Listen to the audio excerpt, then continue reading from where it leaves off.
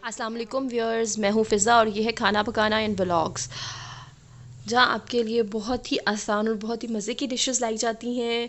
आज मैं आपके लिए आपके साथ ईद के हवाले से बीफ़ पुलाव की रेसिपी शेयर करूँगी और स्टेप बाय स्टेप आपको बताऊँगी कि आप बीफ़ यखनी पुलाव बहुत ही मज़े का कैसे बना सकते हैं। और इस देखने के लिए कि मैंने कैसे बनाया, मेरी वीडियो के साथ जुड़े रहिएगा। जी व्यूअर्स, सबसे पहले मैंने गोश्त लिया है 1 किलो।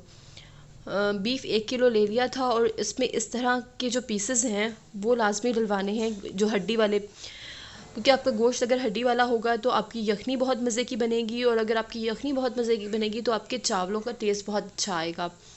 तो हड्डी वाला गोश्त तो आप ले ही नहीं, उसके साथ ये एक बड़ी वाली हड्डी जो है वो भी ज़रूर डलवाएं।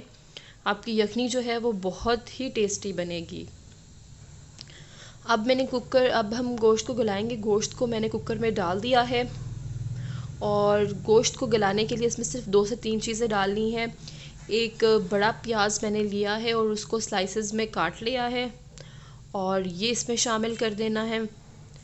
और इसको शामिल करने के बाद इसमें लहसुन के जो जव्वे होते हैं, वो जो पूरा लहसुन के जो पूरे जव्वे होते हैं वो आपने इस तरह डाल देने हैं, उसको पीस के नहीं डालना, थोड़ा टेस्ट में फ़र्क आता है इससे भी। नमक आप हस्बे ज़ायका डालें इसमें, और नमक आप ध्यान रखिएगा क्योंकि ये यखनी बननी है, तो नमक उस हवाले से आप अपनी मर्ज़ी से जितना आप पसंद करें उतना डाल सकते हैं। और जो सबसे लास्ट में जो चीज़ डालनी है, आधा चम्मच हल्दी डालनी है। आधा चम्मच हल्दी डालने के बाद अब हम इसमें पानी डाल के रख देंगे।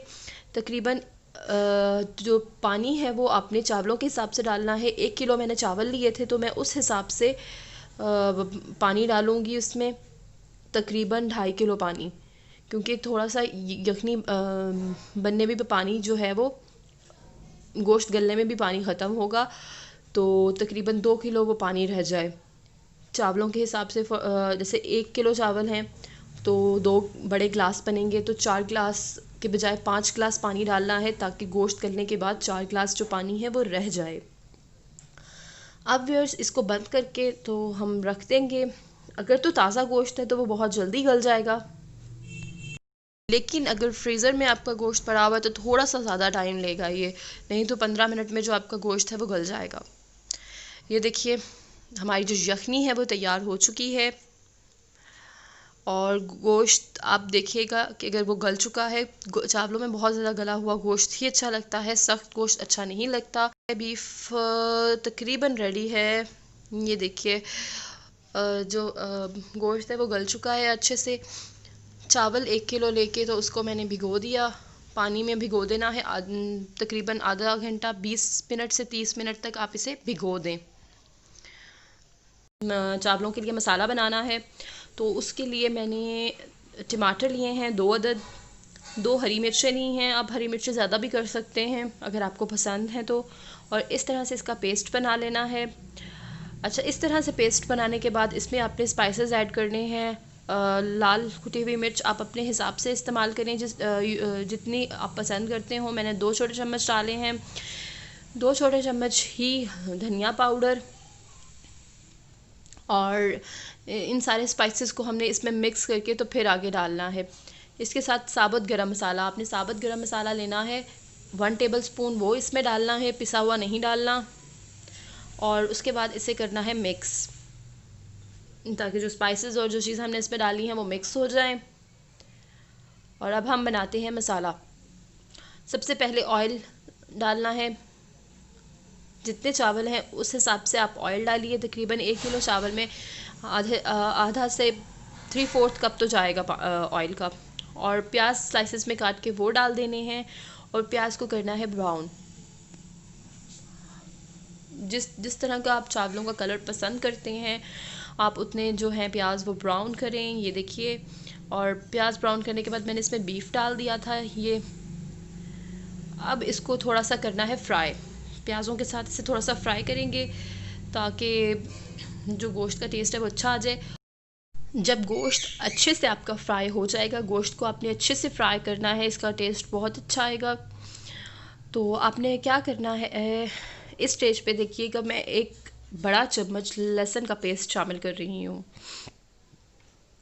क्योंकि जो हमने वो डाला था टेस्ट के लिए वो बाद में हमने निकाल के फेंक देना है, उसे यूज़ नहीं करना। और इस तरह से लहसुन दोबारा डालना है।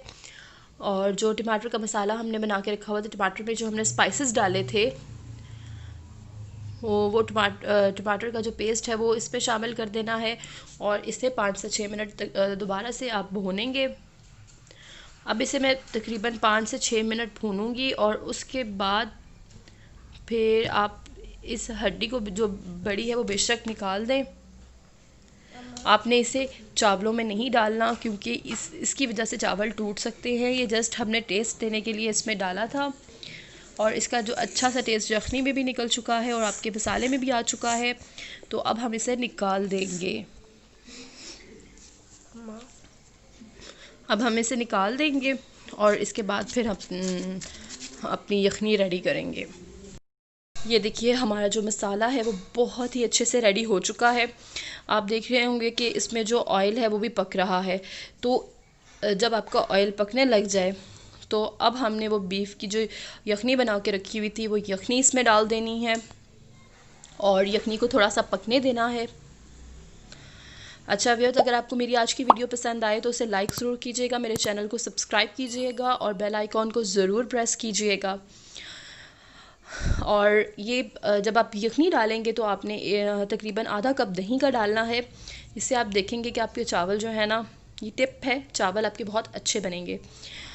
और ये अब बॉयल होने लग गया है और जैसे ही ये बॉयल होने लगेगा तो इसमें जो हमने चावल भिगोए हुए थे वो डाल देने हैं। ये जैसे ही बॉयल, मैं चावल डाल रही हूँ और चावल डालने के बाद फिर इसको इतना पकाना है कि आपके हल्के हल्के से चावल जो है ना वो नज़र आने लग जाएं। जब आपके चावल हल्के हल्के से नज़र आने लग जाएंगे तो फिर इसका मतलब ये है कि अब ये दम देने के लिए बिल्कुल तैयार है। और इस स्टेज पर अगर आप चाहें तो नमक भी टेस्ट कर सकते हैं दम देने से पहले, क्योंकि यहाँ पर आपको बिल्कुल परफेक्ट पता चलेगा कि आपके चावलों में नमक ठीक है या नहीं। और ये चावल अब जो नज़र आ रहे हैं तो अब दम लगाने का टाइम आ गया। मैं इसको दम लगाती हूँ। तकरीबन 10 से 15 मिनट के लिए इसे दम लगाऊंगी और ये 10 से 15 मिनट के बाद जो चावल हैं वो बिल्कुल रेडी हो गए हैं। ये देखिए बहुत ही मज़े के चावल बनेंगे। ये बीफ यखनी पुलाव आप मेरे तरीके से ट्राई करेंगे तो आपको बहुत पसंद आएंगे, आपको बहुत अच्छे लगेंगे। आप ज़रूर ट्राई कीजिएगा और मुझे कमेंट्स में ज़रूर बताइएगा कि आपका इस ईद पे ये बीफ यखनी पुलाव कैसा बना।